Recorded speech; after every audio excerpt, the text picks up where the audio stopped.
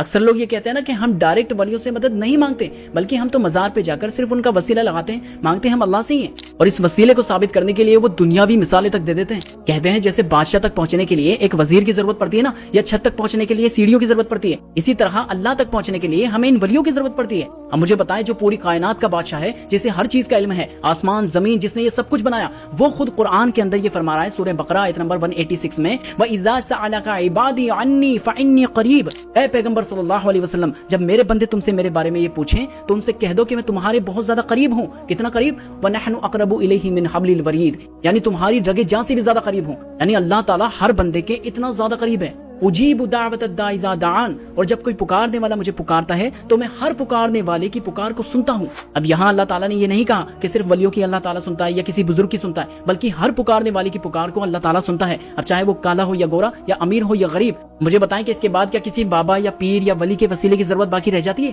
نہیں نا۔